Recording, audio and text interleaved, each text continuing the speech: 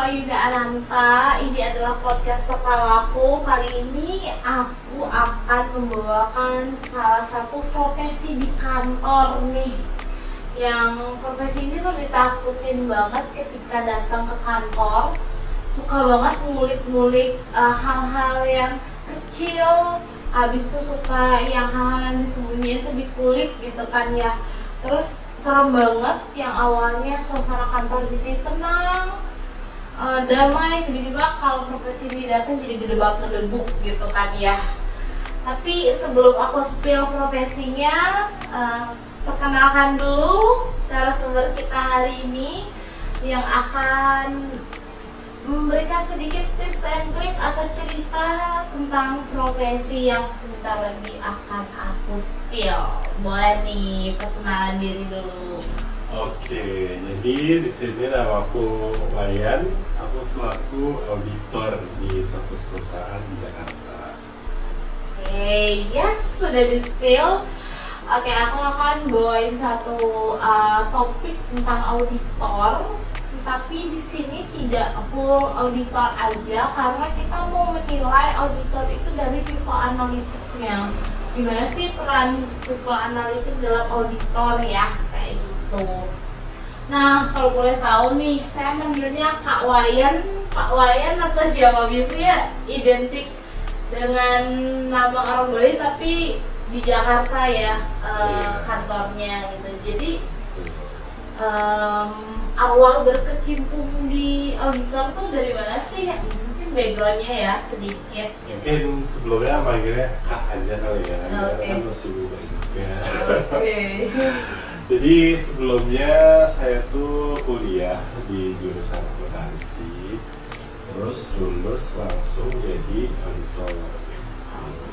Berarti junior dulu ya di Betul. perusahaan itu. Kalau perusahaan auditor itu sebenarnya bagaimana sih jenis bisnisnya? Dia itu perorangan kah, PT ataupun udah ada instansinya kayak gitu? Sebenarnya bentuk usaha itu bukan dibilang perusahaan ya, kita tuh lebih kayak ke kantor gitu yang isinya kumpulan dari auditor-auditor yang memberikan layanan berupa jasa asuransi seperti itu. Jasanya auditor itu apa tuh kalau boleh tahu? Kalau auditor ya khususnya itu pastinya melakukan pemeriksaan internal dari suatu perusahaan, baik itu laporan keuangan, bisa juga tentang ya macam-macam lah prosesnya, SOP-nya segala macam kayak gitu. Mungkin juga bisa ke perizinan juga ada. Oke, berarti banyak ya. Kalau misalnya perizinan juga di handle oleh auditor. Iya. Soalnya sepengetahuan awam saya tuh kalau auditor tuh tugasnya cuma meriksa, nyari kesalahan, habis itu menjerumuskan pegawai-pegawai jadinya terjadi apa ya namanya yang harusnya tidak kena pajak tinggi jadi tinggi gitu. Bahkan ada beberapa kasus gitu yang terjadi di perusahaan disebabkan oleh auditor gitu. Nah itu gimana tuh? Sebenarnya itu bukan gimana ya, bisa dibilang itu mitos ya sebenarnya, karena kan iya kita tuh tugasnya bukan mencari kesalahan gitu, tapi mencari yang apa yang salah tapi ditutup-tutupi untuk membuat itu menjadi benar sesuai dengan SOP yang seharusnya berjalan seperti itu. Oke. Jadi jangan pada takut lagi ya sama auditor karena itu udah mitos ya, mencari kesalahan gitu. Sudah berapa lama berkecimpung di dunia auditor? Mungkin kalau dari awal karir kurang lebih 10 tahun ada kali. 10 tahun, Iya. lumayan. Tapi kuliah itu magang dulu sempat jadi auditor kok langsung setelah Oh S2? enggak bisa. Sebelumnya magang-magang dulu, baru setelah berapa tahun, kan ada tahapan-tahapannya juga ya. Jadi kita bertahap dulu jadi staf biasa, nanti ikut tim apa, terus baru nanti jadi pegawai tetapnya di sana. Oh, gitu. Lalu nih bentar ya, ada yang oke. Lalu biasanya job desk utama auditor itu di suatu perusahaan ini kan berarti lepasan ya. Dia tuh perusahaan tuh awalnya biasanya punya auditor tersendiri atau dia tuh ngambil kayak eksternal gitu, atau memang khusus kalau dari kawayan sendiri ya itu berarti auditornya itu eksternal ya, berarti yang bisa dipakai jasanya oleh perusahaan. Tapi ada nggak sih perusahaan yang punya auditor khusus gitu? Ada. Itu namanya auditor internal ya. Pasti umumnya sih di perusahaan-perusahaan besar terutama itu mereka pasti punya satu posisi namanya auditor internal. Jadi fungsinya itu adalah untuk memeriksa apakah laporan keuangan terutama yang biasanya diperiksa itu sudah sesuai dengan SAK yang berlaku dengan ketentuan lain. Itu sebelum diperiksa oleh auditor internal biasanya melewati tahap pemeriksaan oleh auditor internalnya mereka. Nah, kalau di auditor internal kan tujuannya bukan mencari kesalahan ya, tapi untuk menerapkan kepatuhan di situ sesuai SOP yang berlaku seperti itu. Jadi nanti sudah keluar hasil rekomendasi dari auditor internal, baru biasanya dari direksi yang atau pemegang saham itu yang menganjurkan untuk melaksanakan pemeriksaan dari pihak eksternal. Nah, disitulah peran dari KAP atau kantor akuntan publik ya kita bisa biasanya bilang. Nah, itu memeriksa laporan keuangannya dari pihak eksternal karena kan objektivitasnya di situ yang dilihat kan. Kalau internalnya kan si auditor itu juga bagian dari perusahaan tersebut, sementara kalau kita kan di luar dari perusahaan, jadi bisa lebih objektif.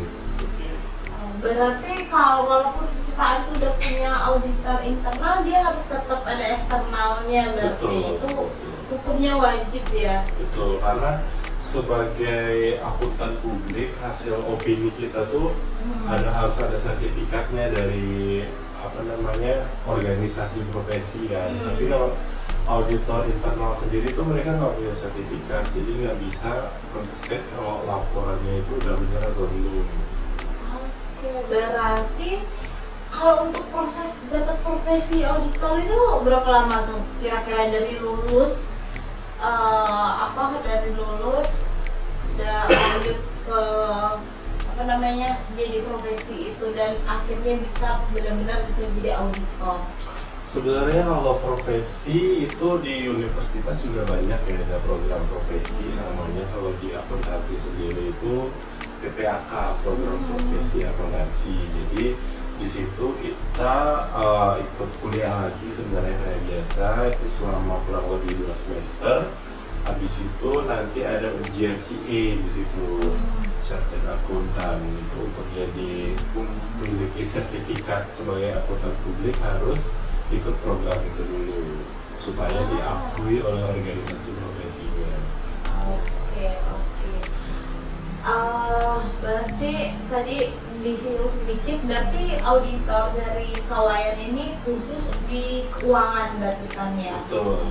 Apakah auditor ya aku juga tahunya sih memang auditor tuh terkhusus keuangan. Apakah ada auditor lain di segmen-segmen ini ya, kan banyak ya, ada aspek kerja kayak di SDM mungkin di manajemen gitu, punya auditor sendiri apa memang khusus di keuangan aja gitu? Ada banyak sebenarnya seperti yang udah saya jelasin sebelumnya tadi di awal ya. Kalau yang namanya audit itu kan nggak cuma laporan keuangan aja, cuma yang paling umum memang yang tentang laporan keuangan yang diperiksa. Ada juga audit tentang audit kinerja misalnya di perusahaannya, terus ada juga tentang misalnya di perusahaan manufaktur itu ada audit bagaimana manajemennya itu bekerja di sana, apakah sudah sesuai dengan SOP atau belum, seperti itu. Ada banyak sebenarnya. Banyak berarti yang cuman kali ini khusus di keuangan. Iya. Oke. Nah, Kalau menurut Kak Wayan nih, karena stigma di masyarakat tentang auditor itu kan kayak menakutkan pegawai, abis itu em, kadang-kadang bikin ribet pekerjaan gitu. Ada pengaruhnya nggak sih dari mentality kepegawaiannya gitu, dari sumber daya manusianya, menyebabin kadang-kadang udah datang auditor nih jadinya malas kerja gitu, atau enggak malah dia jadinya burnoutnya tinggi, jadi stres gitu. Pernah nggak sih nemuin kasus gitu? Nah, kasus yang terjadi yang pernah ditangani biasanya seperti apa dia? Oke, jadi kalau di lapangan itu memang biasanya kesannya seolah-olah kalau pegawai satu perusahaan yang kita audit itu mereka takut gitu ya. Nah, itu pun juga patut dicurigai sebenarnya kenapa mereka takut. Padahal kalau mereka bekerja sesuai dengan SOP-nya, terus nggak ada yang ditutup-tutupin, harusnya kan nggak ada yang perlu ditakutkan kan, harusnya udah sesuai gitu hasil pemeriksaannya. Jadi salah satu indikasi juga di situ bisa aja mereka melakukan fraud, kita nggak tahu. Itulah yang harus kita periksa sebenarnya. Kalau dibilang takut sih sebenarnya enggak ya, mungkin tuntutan dari atasannya. Jadi kan dari suatu proses audit itu kita outputnya berupa opini ya nantinya, apakah laporan keuangan itu wajar, nggak wajar, atau wajar dengan kecualian dan lain sebagainya. Itu kan ditentukan dari hasilnya nanti kan di akhirnya gitu. Nah, mungkin mereka itu dituntut oleh atasannya gimana caranya supaya hasil kinerja mereka itu mendapat opini yang wajar atau pengecualian gitu ya misalnya. Nah, otomatis mereka kan jadi tertekan ya di sana, jadi stres gitu karena ada tuntutan tersebut. Mungkin itu sih yang bikin mereka kesannya kayak takut gitu. Atau mungkin kayak yang saya bilang sebelumnya itu bisa juga ada indikasi fraud dan di sana yang kita nggak ketahui, makanya kenapa ngaruh ke psikologisnya mereka. Oke, nyambung juga ya berarti sama kualitas sumber daya manusianya. Betul, betul sekali. Kalau kasus yang paling seru pernah ditangani di auditor apa tuh, yang kira-kira tidak hanya bikin pusing pegawainya tapi juga bikin pusing keuangan gitu? Biasanya sih yang paling seru ya itu kalau perusahaannya tuh baru pertama kali diaudit itu biasanya. Kenapa?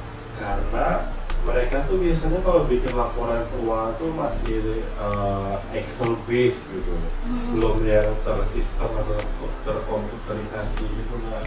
Jadi kita meriksanya pun agak bingung nih, kan dalam proses audit itu kita mencocokkan antara bukti transaksi dengan catatan di laporan keuangannya kan. Nah, untuk mencocokkan bukti-bukti itu karena yang tadi mungkin belum rapi catatan atau laporan keuangannya kan, jadi kita agak ribet juga nih. Misalnya mereka beli peralatan gitu, harganya segini, mana buktinya? Nah, buktinya itu masih tercampur gitu. Misalnya mereka beli 3 peralatan sekaligus, tapi di pencatatannya mereka cuma catat 1. Jadi kita kan kayak harus konfirmasi lagi gitu. Jadi bisa memakan waktu yang lebih lama. Paling lama biasanya audit itu di satu perusahaan berapa lama? Tergantung sih ya, tergantung skala perusahaannya ya. Bisa kecil perusahaannya, semakin banyak transaksinya biasanya kita butuh waktu lebih lama. Tapi kan tergantung juga kesepakatan di awalnya juga, tim juga mempengaruhi ada berapa orang yang menangani audit tersebut. Nah, ngomongin tim nih, nyambung dengan materi dari Viva Analytic yang mau kita kulik sedikit ya, yang nyambung gitu. Kalau dari kinerja timnya di auditor sendiri itu biasanya berapa orang, terus kendala-kendalanya ketika menangani kasus itu berapa lama gitu, masih kendalanya seperti apa, berapa lama, dan kira-kira penting nggak sih kinerja tim dalam auditor ini gitu? Iya. Kalau dibilang penting ya penting sekali ya, karena kan itu yang kita tangani audit kan bukan suatu perusahaan yang kecil gitu, itu menyangkut banyak orang, banyak laporan, banyak aspek lainnya gitu. Jadi kinerja tim penting sekali di situ, karena nggak mungkin dong kita hanya mengerjakan sendiri, bisa pingsan ya auditornya gitu. Nah, Iya. makanya tergantung juga jumlah timnya, itu tergantung dari seberapa besar perusahaannya gitu. Tapi biasanya ada satu supervisor yang nanganin, terus nanti bakal bagi-bagi gitu tahapan-tahapannya, tahapan ini orang yang ini yang udah tahapan ini, yang selanjutnya orangnya beda lagi. Karena kan beban kerja kita sebagai auditor juga banyak banget kan, jadi bisa-bisa kita begadang 3 hari 3 malam. Wow. Usahainnya kita. Wow, panjang ya gitu efeknya. Oh, berarti pernah ngaudit itu bahkan satu perusahaan itu satu kasus sampai 1 bulan 2 bulan gitu Pernah sering. Itu perusahaan swasta, negeri, pemerintahan? Seringnya kita di swasta sih ya. Kalau di pemerintahan itu beda lagi kewenangannya, itu ada BPK biasanya yang Iya. Berarti kalau yang jasa keuangannya itu beda sektor. Soal di sektor publik sama sektor privat kan beda ya, jenis laporan itu beda. Jadi bisa juga sebenarnya di kita, cuman kan mereka punya ini sendiri kan, aturannya sendiri. Tapi ada nggak sih perannya auditor ini dalam mendapatkan kasus-kasus perusahaan yang bermasalah? Sebenarnya itu juga isu ya, itu juga sebuah mitos atau opini, tapi itu juga isu menjadi apa ya, kayak satu sisi memang ditakutkan, tapi satu sisi auditor juga memberikan dampak yang positif karena dia bisa menemukan temuan permasalahan segera mungkin, jadi perusahaan itu bisa cepat berbenah seperti itu kan, karyawannya bisa cepat berbenah gitu.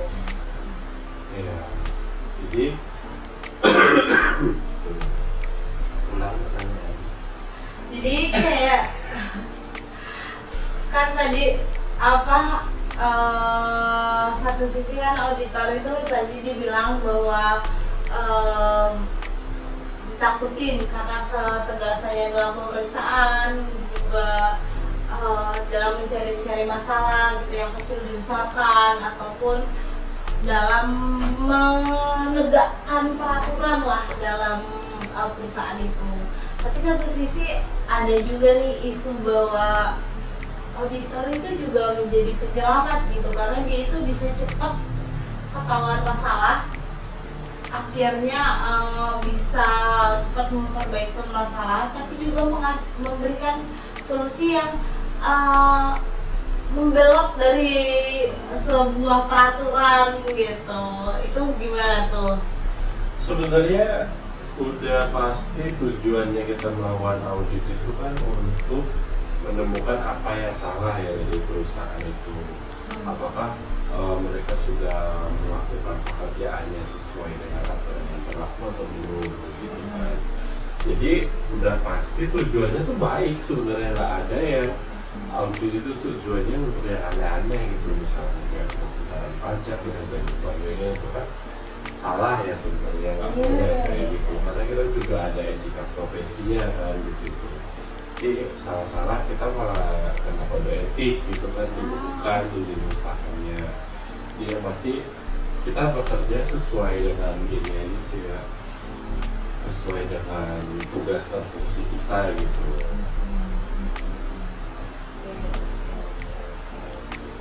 Berarti harus fungsinya gini ya, dipegang teguh ya. Betul. Biasanya adalah auditor. Oke. Nah, karena tadi sedikit membahas apa namanya full di keuangan gitu kan ya, tadi juga kerja sama sama tim juga sangat penting gitu.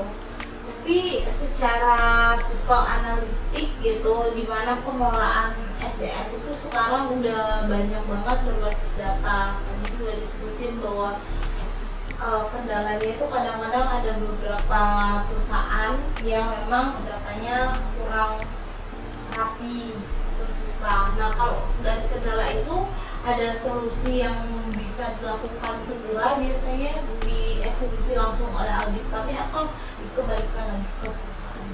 Iya, kita biasanya kalau melakukan audit itu kan biasanya ada sesi wawancaranya ya dengan si petugas atau staf keuangannya kan biasanya. Jadi kalau kita menemukan suatu temuan yang bisa langsung diperbaiki, jadi kita langsung kasih solusinya aja ke orang yang langsung mungkin kedepannya seperti ini agar lebih mudah gitu untuk dipahami. Nanti atasan mereka pun pasti bakal lebih mudah juga kan menerima informasinya dari sana.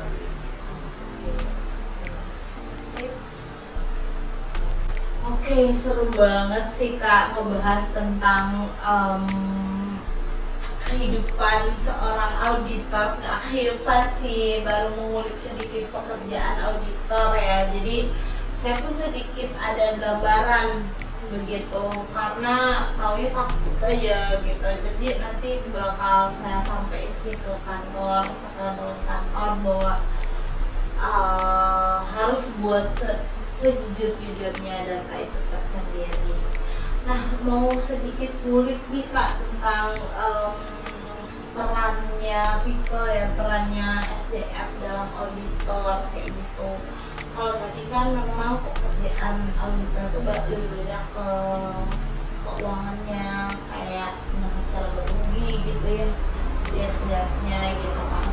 Tapi kalau dari segi kesalahan utama dalam proses auditing itu sebenarnya manusianya berperan nggak sih gitu? Tentu, karena kan yang melakukan audit sendiri kan manusia itu sendiri kan. Jadi pasti namanya manusia nggak luput dari kesalahan ya. Jadi pasti ada aja human error-nya sehingga disitulah fungsinya kenapa kita dibentuk suatu tim gitu. Jadi bisa mengoreksi nih satu sama lain pekerjaan kita, pasti akan diotorisasi lagi sama atasan kita. Nah, pekerjaan dari atasan kita diperiksa lagi sama yang di atasnya lagi gitu. Jadi melewati beberapa cek and recheck lagi gitu. Jadi dipastikan kalau opini yang udah keluar dari kantor kita tuh udah sesuai dengan ketentuan yang ada gitu. Tapi pernah nggak sih ada satu aja case yang kayak ternyata dia salah menganalisis atau salah memutuskan seperti itu dari auditornya gitu terhadap perusahaan, ya perusahaannya nggak tahu ya, dia iya aja, ternyata ada hal yang ternyata harusnya saya kena pajak itu cuman 5 juta gitu, ternyata jadi 10 juta. Nah, mengeluarkan statement itu ada yang keliru nggak pernah auditor, dan bagaimana perannya di people itu SDM itu sendiri dalam menanggapi kondisi-kondisi. Kalau balik lagi ya, seperti yang saya bilang tadi, karena kita kan ada sistem yang tersendiri ya di auditor itu. Ada kertas kerja juga yang harus kita isi, jadi semua pekerjaan kita itu sudah tercatat juga di worksheet itu. Jadi semua kalau ada misalnya perusahaan yang mau menyanggah dari hasil audit kita, itu udah ada bukti-buktinya semua kan. Jadi kita bisa buka aja kertas kerjanya di situ. Jadi perusahaannya akan menilai sendiri, oh benar nggak sih ini salahnya dari auditnya atau malah dari staf mereka sendiri kayak gitu. Nah, biasanya ada kesalahan-kesalahan yang sering ditemuin nggak ketika ngaudit keuangan itu di SDM-nya gitu, yang pernah kakak lalui? Mungkin biasanya sih kalau STM jatuhnya kan ketidaksesuaian absensi gitu kan, itu ngaruhnya ke keuangan gimana sih sebenarnya gitu, payrollnya atau ya biasanya kan HRD di bagian payroll ya, walaupun dia memang khususnya HR gitu, tapi tetap ada megang sedikit keuangannya lah gitu. Gimana tuh? Seringkali kalau masalah dengan HR itu, terutama yang berkaitan dengan payroll, di perusahaan-perusahaan itu sering terjadi sih kayak tentang absensi gitu. Kadang kan HR-nya tuh dekat dengan beberapa orang di bagian lain gitu. Jadi ada yang temennya ini nggak masuk sebenarnya, tapi mereka jangkutnya masuk gitu. Jadi kan ya perusahaan udah rugi tuh ngeluarin uang untuk pegawainya yang nggak kerja gitu. Itu untuk beberapa perusahaan yang belum menerapkan sistem absensi yang digital ya, terutama dari itu. Jadi semuanya itu benar-benar dipegang sama si HR-nya itu kan. Jadi kalau ada kedekatan sendiri secara personal dengan HR-nya kan bisa aja tuh mereka di situ minta tolong gitu, misalnya tolong dong absenku diamanin gitu. Nah di situ kan kita nyocokin lagi nih bukti-buktinya. Kalau misalnya ada yang terindikasi, kita cek lagi di hari itu benar nggak sih dia masuk, benar nggak sih dia ada perjalanan keluar gitu misalnya. Bisa kita telusuri itu dari transaksi-transaksi dari itu kan gitu. Bisa juga konfirmasi temennya lagi yang lainnya yang selain dari HR-nya. Panjang ya, oh berarti dari proses wawancara itu kayak menemukan bahwa ada indikasi bahwa pembayarannya tidak sesuai, yang awalnya harusnya pembayaran absensi apa payroll gitu, ternyata itu diklaim sebagai apa namanya, kadang kan diklaim sebagai perjalanan dinas, itu bisa juga gitu. Bisa gitu. Kan oke.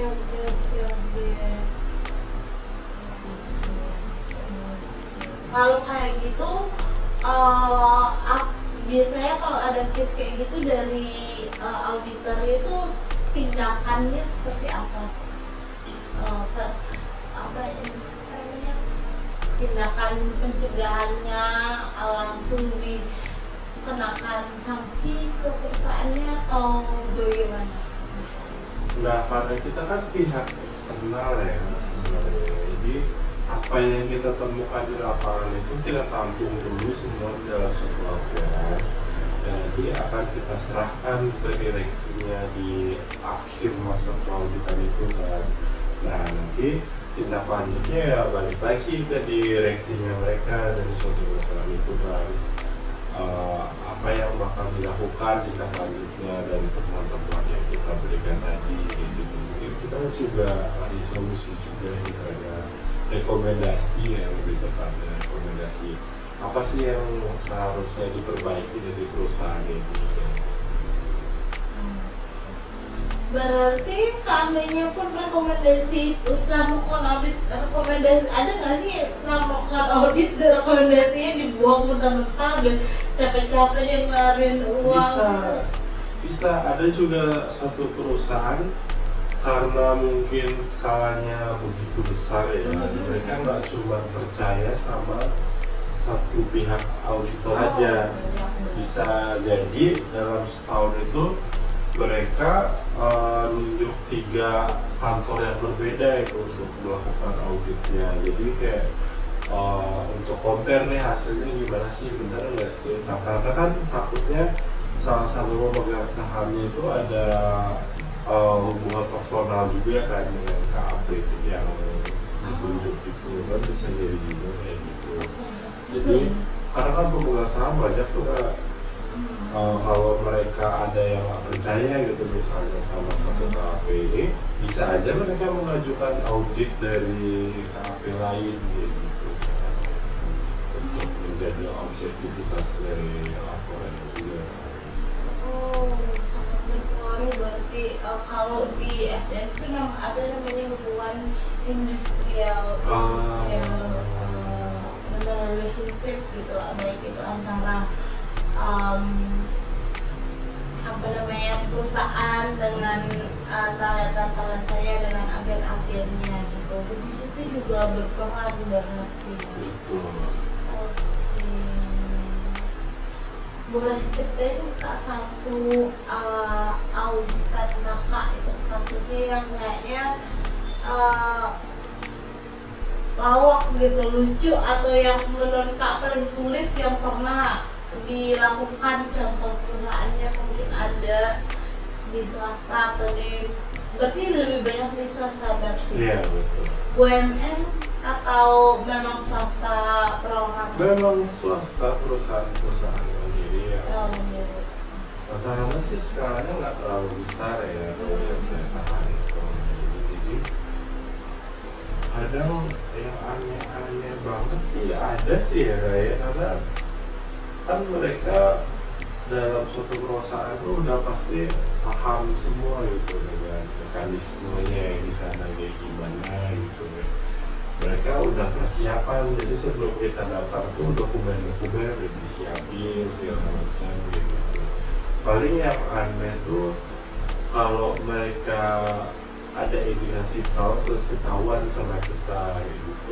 Ada yang kadang minta tolong tolong dong Pak, jangan dikasih tahu ke diri si perusahaan saya ini. Nah, kita kan nggak bisa ya gitu. Nah, paling gitu aja sih. Unik banget, maksudnya kayak dari audit keuangan itu fraud itu bisa ketahuan gitu dari Yes. dan itu sangat berpengaruh ke SDM-nya gitu. Oke, seru banget sih Kak ngebahas tentang kehidupan seorang auditor. Nggak kehidupan sih, baru mengulik sedikit pekerjaan auditor ya. Jadi saya pun sedikit ada gambaran begitu, karena taunya takut aja gitu. Jadi nanti bakal saya sampaikan sih ke kantor, ke teman-teman kantor bahwa harus buat sejujur-jujurnya data itu tersendiri. Nah, mau sedikit ngulik nih Kak tentang perannya people ya, perannya SDM dalam auditor kayak gitu. Kalau tadi kan memang pekerjaan auditor itu lebih banyak ke keuangannya, kayak laba rugi gitu ya, lihat-lihatnya gitu kan. Tapi kalau dari segi kesalahan utama dalam proses auditing itu sebenarnya manusianya berperan nggak sih gitu?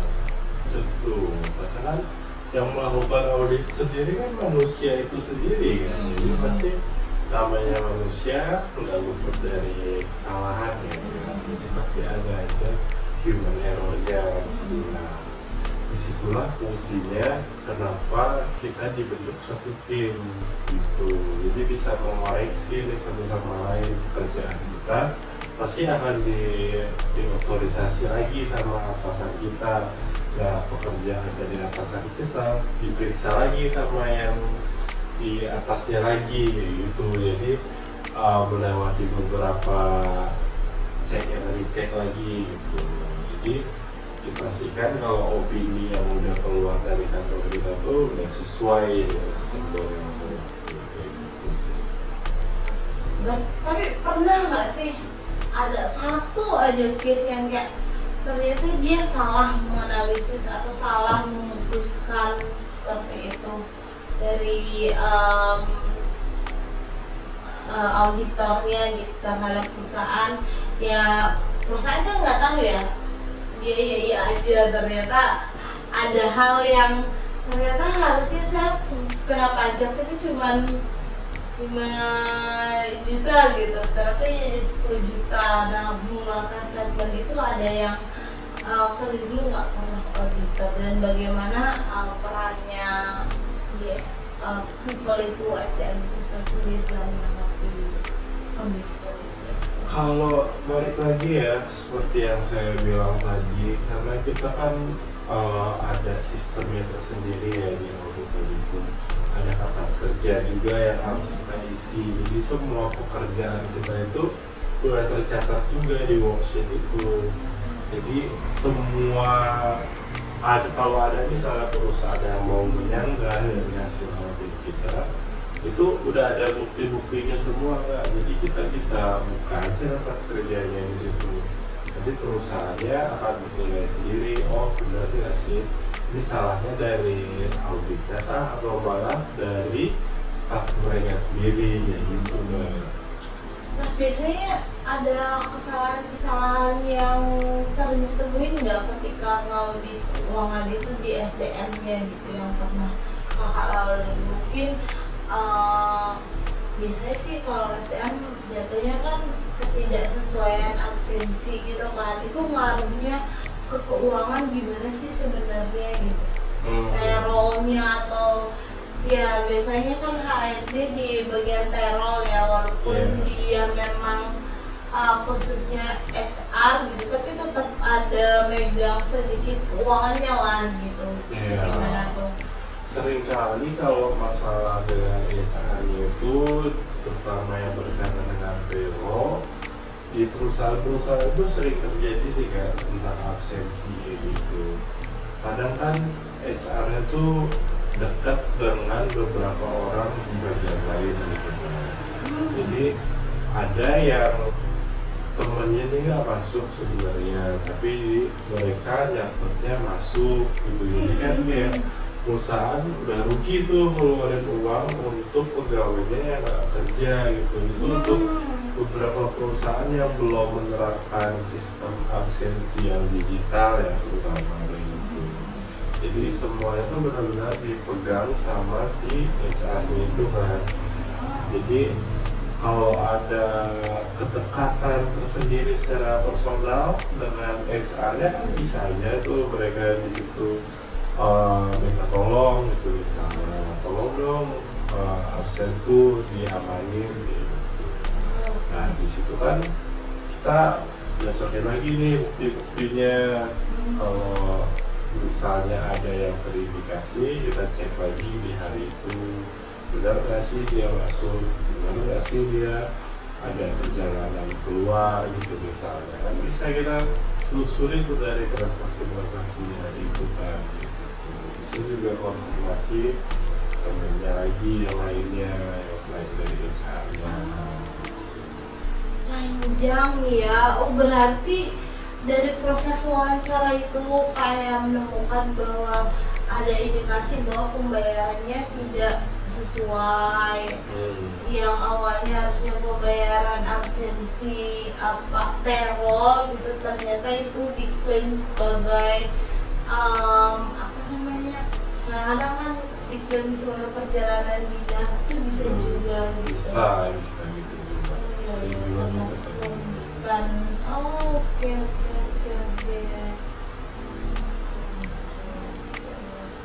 Kalau kayak gitu, biasanya kalau ada case kayak gitu dari auditor itu tindakannya seperti apa? Apa namanya? Tindakan pencegahannya langsung dikenakan sanksi ke perusahaannya atau bagaimana? Nah karena kita kan pihak eksternal ya sebenarnya, jadi apa yang kita temukan di lapangan itu kita tampung dulu semua dalam satu laporan, dan nanti akan kita serahkan ke direksinya di akhir masa peauditan itu kan. Nah nanti tindak lanjutnya ya balik lagi ke direksinya mereka dari suatu perusahaan itu kan. Apa yang bakal dilakukan tindak lanjutnya dari temuan-temuan yang kita berikan tadi gitu. Mungkin kita juga ngasih solusi juga di sana, rekomendasi ya, lebih tepatnya rekomendasi apa sih yang seharusnya diperbaiki dari perusahaan ini gitu.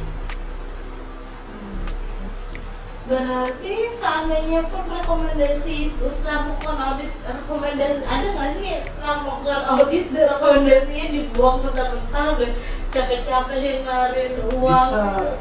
Bisa ada juga suatu perusahaan karena mungkin skalanya begitu besar ya, mereka nggak cuma percaya sama satu pihak auditor aja.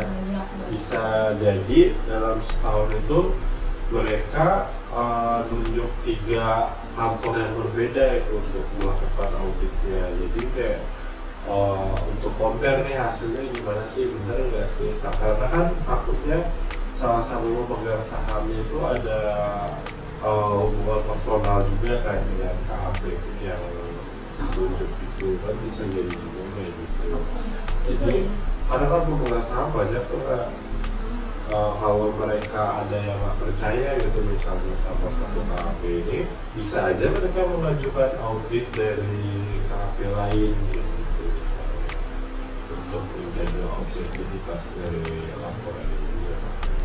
Oh, sangat berpengaruh berarti kalau di SDM itu ada namanya hubungan industrial relationship gitu, baik itu antara perusahaan dengan talenta-talentanya dengan agen-agennya gitu. Di situ juga berperan berarti. Boleh ceritain Kak satu auditan Kakak itu kasusnya yang kayaknya lawak gitu, lucu, atau yang menurut Kak paling sulit yang pernah dilakukan, contoh perusahaannya mungkin ada di swasta atau berarti lebih banyak di swasta berarti? Iya betul. BUMN atau memang swasta perorangan? Memang swasta, perusahaan mandiri ya. Rata-rata sih sekarang nggak terlalu besar ya kalau saya tangani semuanya.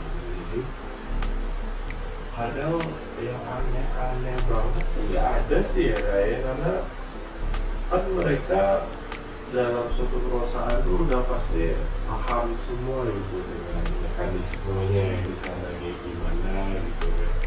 Mereka udah persiapan, jadi sebelum kita datang tuh dokumen-dokumen udah disiapin segala macam gitu.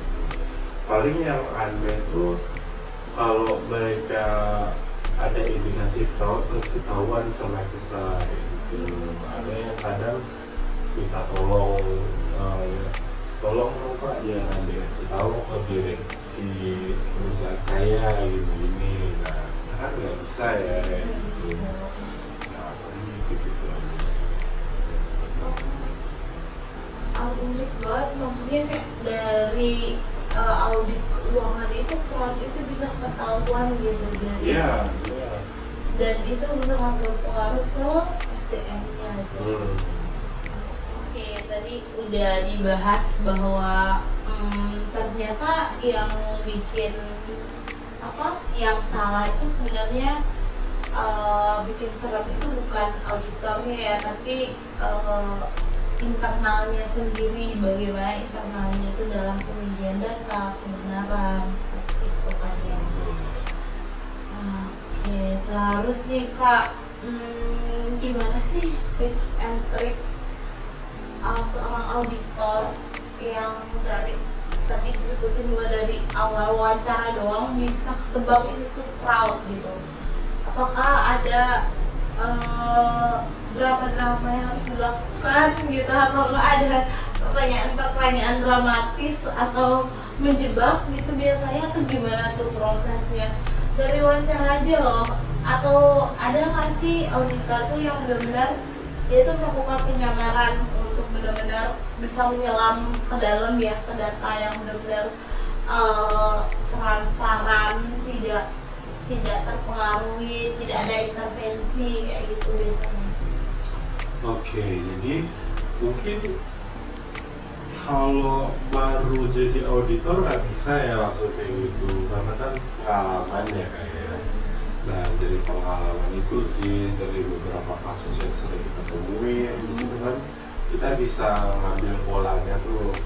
Pasti ada suatu pola itu dari kita waktu wawancara, udah ada tuh indikator apa sih yang harus kita tanyain ke mereka gitu. Kalau ada yang sesuai itu juga jadi indikasi buat kita untuk mendalami lagi. Jadi balik lagi sih semuanya ke pengalaman gitu, nggak bisa yang tiba-tiba saya mau jadi auditor gitu langsung jago, nggak mungkin ya, karena kan semuanya butuh proses juga. Ada nggak salah satu contoh pertanyaan yang sekali bertanya tuh langsung kayak one click, oh oke, ini ada masalah nih di kantornya dia, di perusahaannya itu. Ya sering sih, namanya kan pegawai ya, pegawai itu kan banyak banget ya di satu perusahaan, pasti ada aja yang mungkin mereka tuh bisa dibilang ya di whistleblowing gitu kan. Jadi mungkin mereka udah tahu apa yang terjadi di perusahaannya, tapi nggak berani untuk bilang nih ke atasannya gimana, karena kan takutnya malah mereka sendiri juga yang kena, kan dijauhin temennya lah atau gimana gitu, atau malah perusahaannya juga ikut menutupi gitu kan, bisa aja tuh. Jadi nah momen-momen di saat audit itulah kadang mereka tuh, karena kan kita random ya periksanya, jadi nggak ada yang tahu nih apa yang kita tanya ke satu orang pegawai dengan pegawai lain itu kan pasti beda ya. Jadi di situ ada kesempatan kalau mereka memang mengetahui sesuatu yang tidak beres gitu kan di dalam perusahaannya, bisa tuh mereka bilang ke kita. Jadi kita dapat informan gitu, ya di sana. Karena sering juga kayak gitu, pasti ada aja yang nggak cocok lah, ada yang nggak suka lah sama satu orang, sama rekan kerjanya, bisa aja gitu, dia biasanya bilang sih. Berarti ada contoh pertanyaannya yang bisa disampaikan ya, misalnya satu jitu kayak aku tanya poin A aja udah kelihatan nih untuk menilai entah itu absensinya, fraudnya atau apapun itu, adakah? Oh enggak sih, kalau dari pertanyaan nggak mungkin ya, karena kita harus mendalami ya. Jadi harus ngobrol yang benar-benar serius gitu, dari jawaban-jawabannya itulah baru kita bisa menyimpulkan nanti apa yang terjadi di sana. Jadi paling dari sikapnya sih, sikap pegawainya biasanya kan, kalau ada yang suka wawancara tuh santai, tenang kayak gitu, itu kita bisa menyimpulkan oh mungkin dia memang nggak ada masalah nih di kantornya gitu. Tapi ada yang kita panggil untuk wawancara tuh mereka malah jadi kayak deg-degan, takut, malah ada yang menghindar kayak gitu. Nah itu juga jadi indikasi juga kan gitu sih. Oke, berarti bisa disimpulkan bahwa sebenarnya dari proses audit itu kita bisa menilai pola kerja dari SDM-nya itu tersendiri ya. Betul.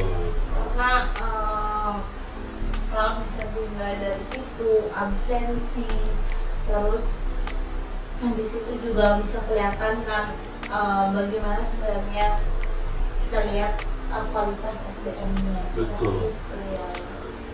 Oke, berarti selain membuat pusing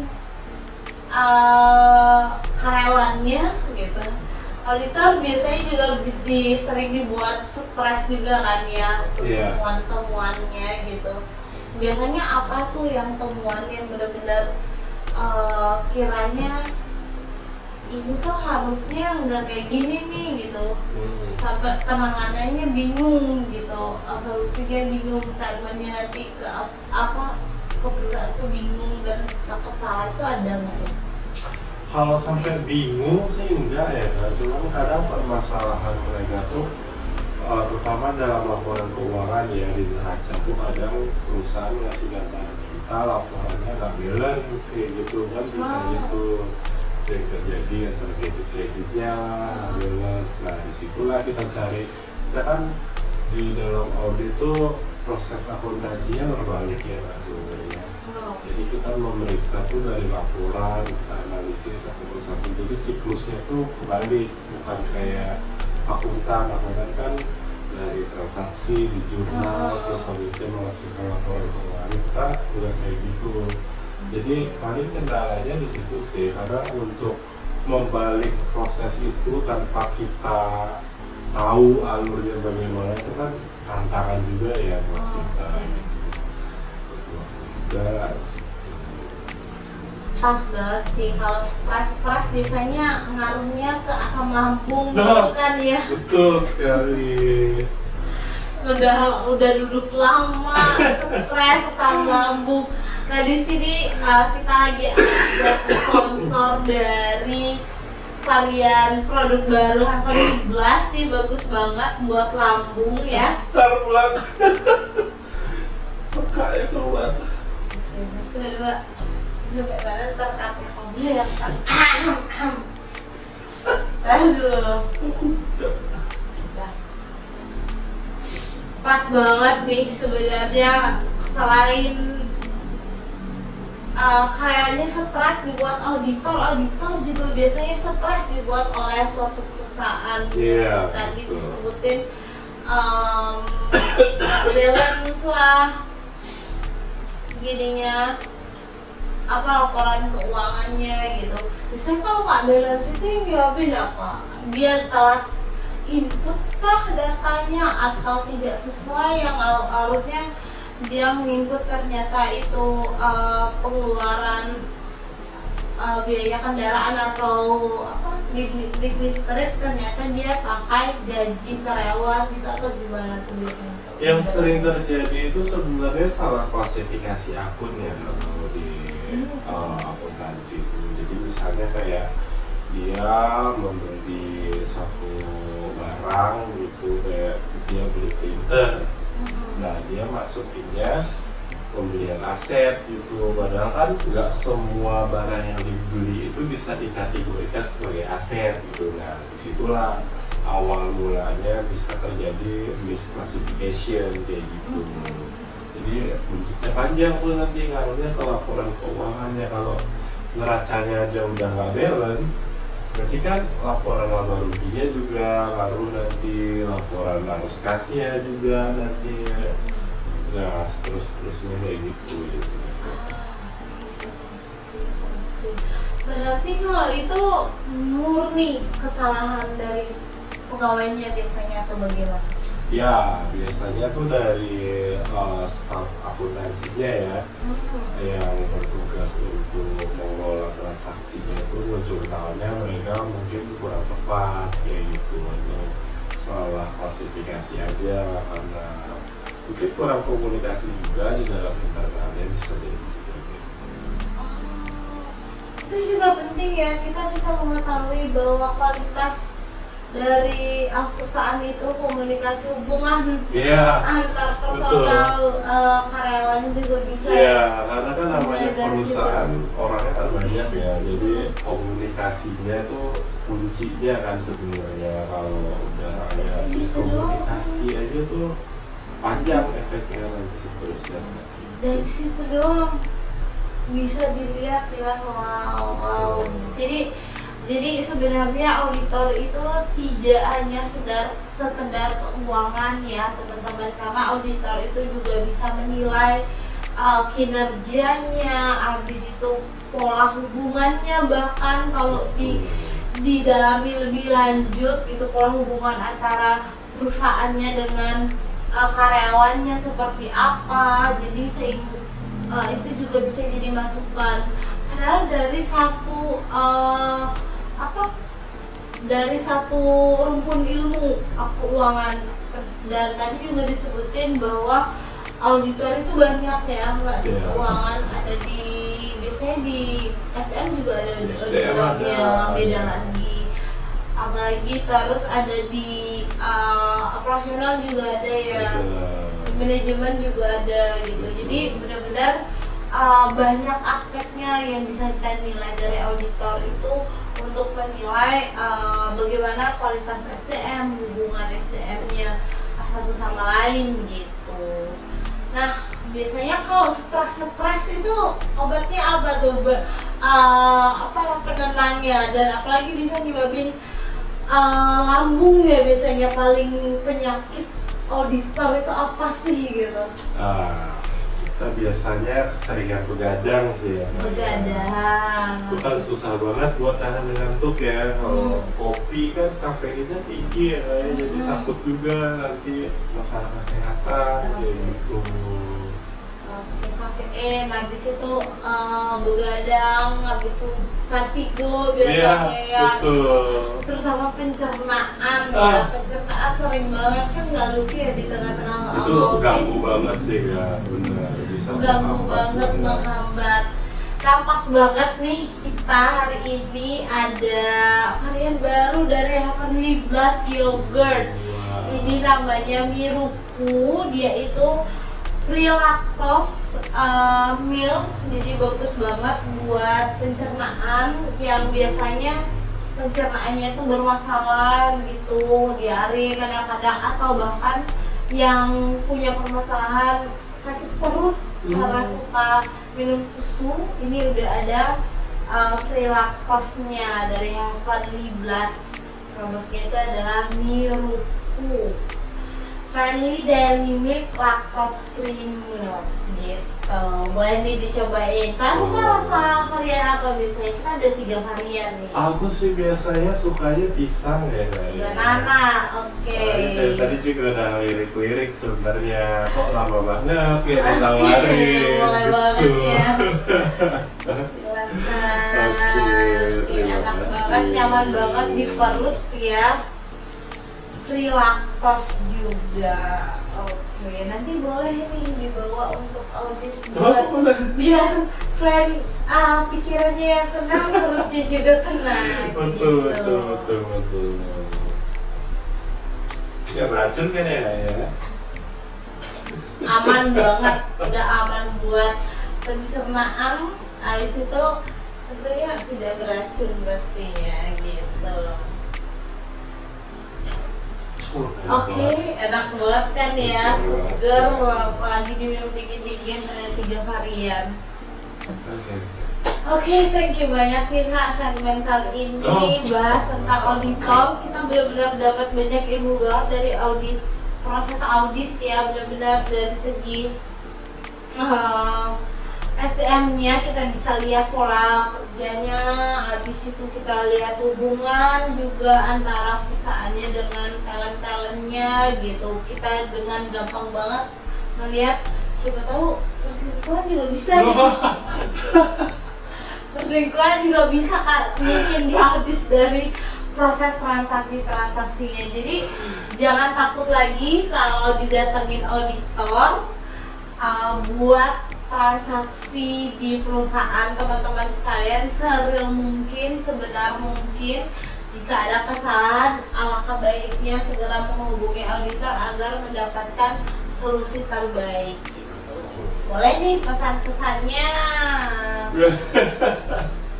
Sebenarnya mitos yang tadi dibilang di awal itu sih Kak, yang kadang bikin kita juga bukan di kepala ya, tapi kita juga ada prestisnya di situ. Kalau dibilang pegawai-pegawai itu takut kalau melihat kita gitu, kita juga kayak ada rasa bangganya juga. Tapi di sisi lain juga kenapa gitu, kok mereka takut gitu kan. Gitu sebenarnya sih. Ya harusnya kalau nggak ada apa-apa, ya udah biasa aja. Biasa aja, tenang, aman, damai. Betul. Siapa tahu menguntungkan perusahaan. Yeah. Seperti itu ya. Thank you banyak Kak Oke. untuk waktunya. Siap. Nanti kita ngobrol-ngobrol lebih lanjut lagi di segmen-segmen keuangan lainnya.